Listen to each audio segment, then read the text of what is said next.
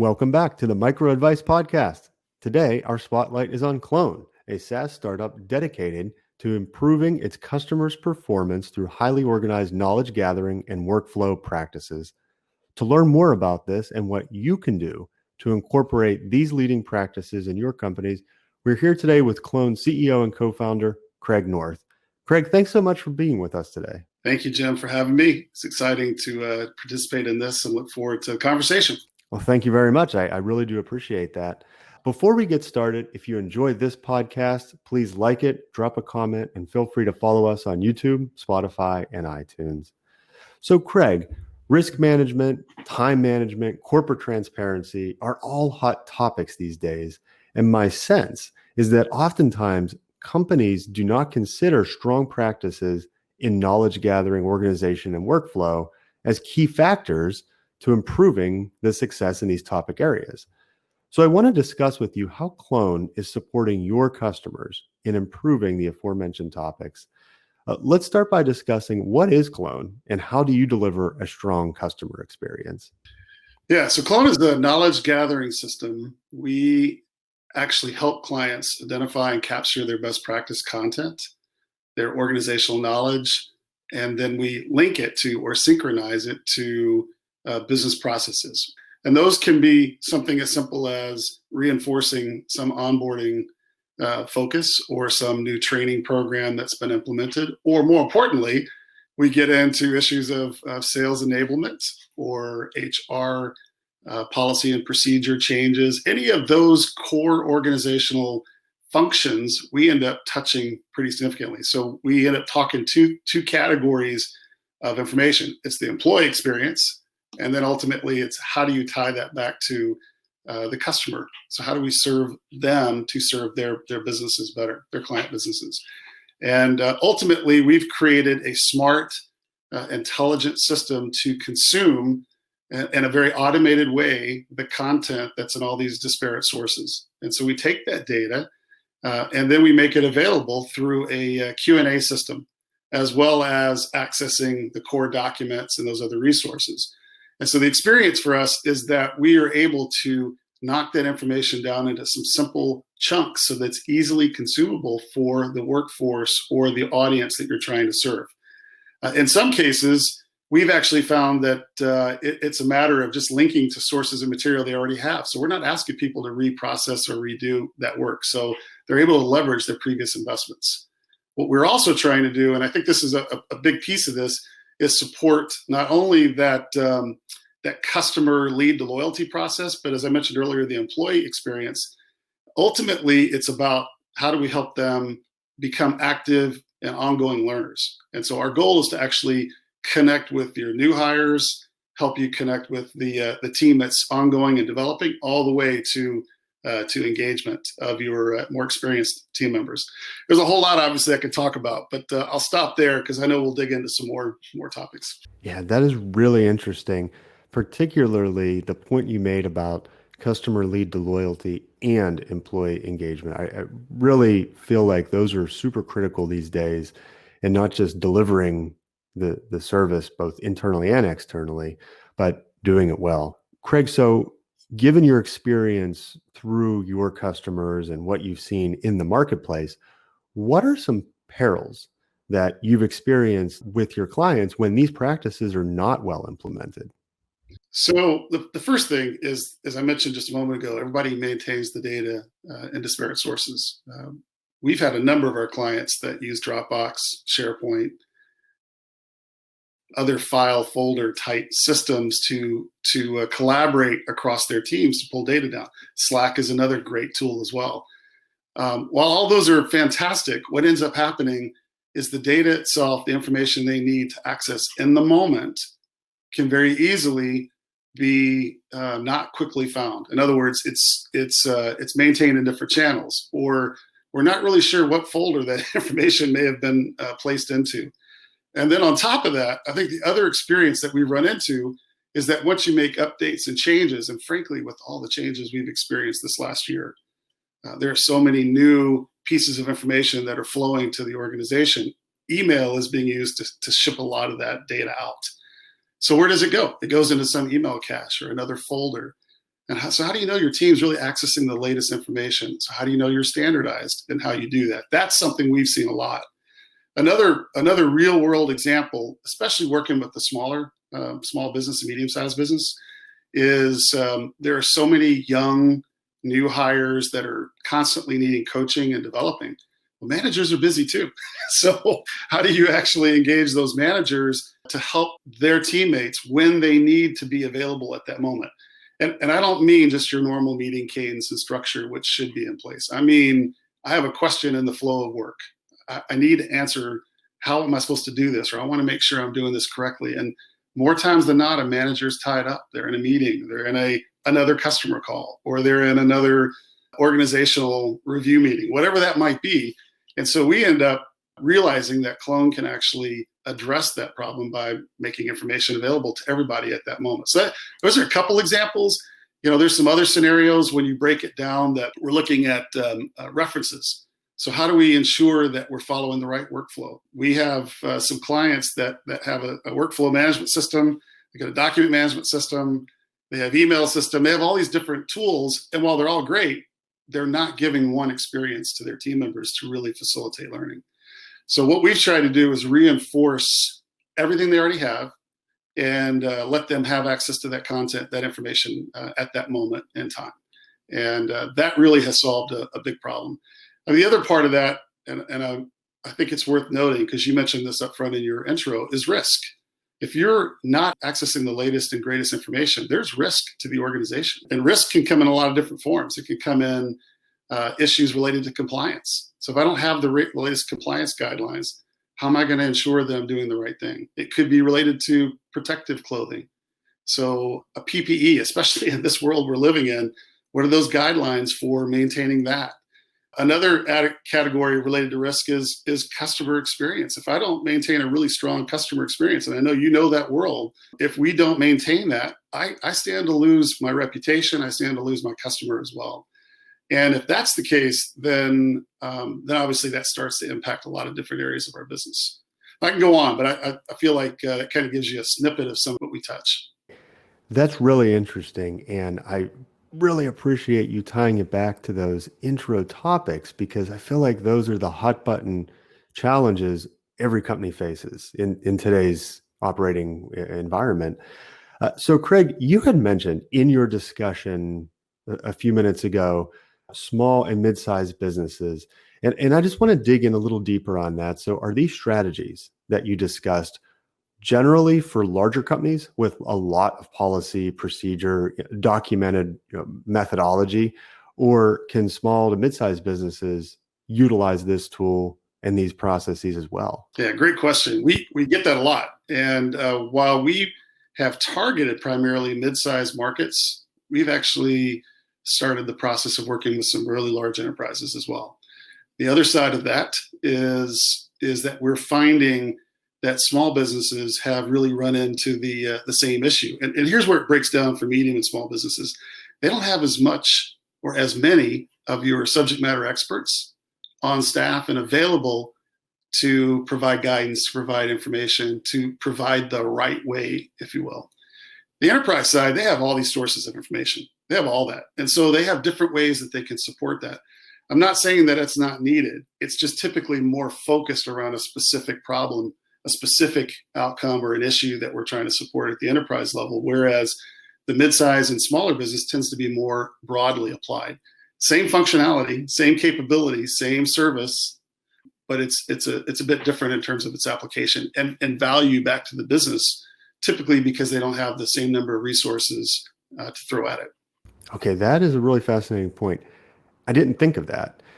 Whenever you perceive a small business, we have to move fast. We have to get fast time to value, market quickly, pivot, iterate, fail forward, et cetera.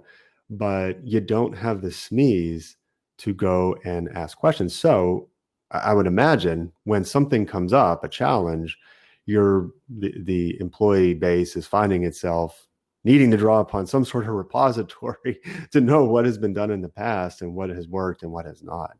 So, Craig, based on your insight, where do you see your customers benefiting the most from employing these type of practices? Well, I think it really kind of comes down to some basics. I'm going to come back to those frameworks I mentioned earlier. So when we talk about lead to loyalty, there are handoffs across the different models that are out there. Whether you're talking about the integration of a traditional sales process, which brings in CRM systems, or whether you're talking about customer buying cycles and how you kind of manage what the customer is doing, or partner with them as you're educating them through that cycle of what you can do to support the decisions that they're making. So marketing has a need for some access to information on the front end to help the lead generation side of it. But we also want sales directly to be focused on how do they execute with the right tools, the right procedures, the right policies, the right content to deliver the message that we want them to deliver. It could be just product information. It could be service information. It could be a sales strategy that's drilled down into something as simple as a sales play or a scenario or a sales application. Let's take that a step further then. After an opportunity has moved through the cycle, and the SaaS world has really driven this home, is the need to hand off that opportunity to customer success teams or customer experience teams. Do we have the information available to pass over to them? Is that information available through the CRM system, or is it handled through email or handled through some other SharePoint or Dropbox folder approach? We see that all over the map. It's the best way to describe it. The other side of this is on the active learning piece. I see this as 4 movements, if I can just give you a quick overview of that. The first movement is, what do we do with onboarding? So we're not suggesting that we're an onboarding system. I want to be clear about that. What we're saying is that we're reinforcing the key components and key elements of an onboarding strategy. Then on an addition to that is the fact that you're going to have people you're going to continue to develop and reinforce through some sort of learning mechanism and the flow of work as needed, or they can go back to their core training activities that were defined in their onboarding programs. The next piece of this, though, is important, and that is if you have a new strategy. In every organization, whether you're internal as a team from an HR perspective, or whether you're customer facing, has a kickoff event that typically happens. And that new kickoff event brings some new initiative, some new metric that's going to drive what we do in our business. So what we found, and I think this is important, is that there's a whole new set of strategies. There may be some new presentations. There may be some new ways we're going to operate, some new policies, new content, new tools. Everything needs to be consumed. So then you have a chance to introduce that to your full team. But then after that work is completed, that information ultimately rolls back into your onboarding and development programs. The big piece that's missing, though, is that we're finding a lot of engagement with your more experienced and tenured people goes away. So they don't actually need to go back to that learning mechanism as early in the cycle as a lot of the less experienced team members might be. So what we're finding is that we have to find ways, and we've been able to address this, to engage those individuals back into the process by getting them to become authors and editors that validate best practice, that validate the material and validate what's out there. So it gives you a way to create kind of this feedback loop that keeps your more experienced people and their knowledge coming back into the system. Because this may go back to your peril comment again. I didn't mention this, but what happens if these most experienced team members leave the business? That tribal knowledge, that experience, it goes out the door. So do you start over? Do you reinvest in everybody? How much time, how much investment in terms of cost is lost as a result of that happening? So you get the idea. There's a lot of different ways that we can impact that. And from a customer perspective, we're able to touch both those. And I'm very process driven. So I like to have everything organized and anchored against a model that you can measure. If it's process driven, you can do that. If it's not, it's just reacting to this need or this problem. And while that's important, don't get me wrong, it's important. We are also really focused on how do you drive change. And so to provide this material is one thing, but to then measure and coach against what's the behavior change we want is a whole nother aspect of this. And I believe that's where we have a chance to really drive reinforcement of those outcomes that organizations are looking for. That's an excellent point, particularly around the measurement piece. I've seen a lot of companies, stuff is documented. To your earlier point, it's in email, it's in Slack, it's in some other channel, very difficult to find. And whenever you try to replicate, I was reading a statistic once that something along the lines of 21 to 30% of content is continuously redeveloped. And you imagine how many thousands of hours in a year among your entire employee base is spent recreating content. And then you can't measure against it, because if you're recreating it from scratch each time, it's difficult to employ the metrics to see how some process is changing. That's fantastic advice there. Craig, last question today. We talked a little bit about what you're doing for your customers. How can your customers improve an experience for their customers by employing these workflows? And you touched on it throughout, but I was wondering if you could maybe just kind of recap some of the ways companies can improve their customer experience using these sorts of practices. Absolutely. One of the most common requests we get is, how can we become more transparent? And transparency comes in a lot of different forms. I realize that. But in this case, customers are trying to build a trusted relationship, a way for us to be able to interact, build that rapport. And what we're finding is that they are looking for guidance and information. And so if there are ways that an organization that's serving their customers can provision content that defines how we do things, it could be how we operate our quarterly business reviews or value reviews. Maybe it's just a value validation approach. Maybe it's something around a best practice for how to better consume the products and services that we're selling.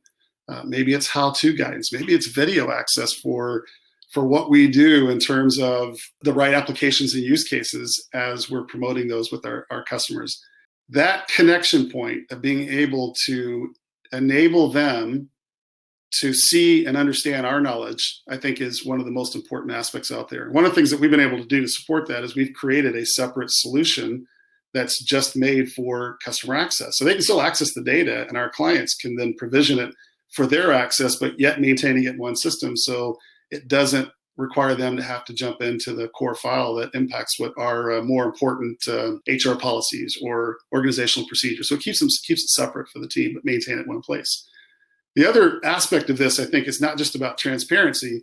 I think it's this whole notion of supporting them based on what their work deployment looks like. So today, gosh, more than ever before, as you're seeing, everybody's dealing with remote work because of COVID, or because of now the new normal, if we want to call it that we're probably going to have some hybrid of this model for some time.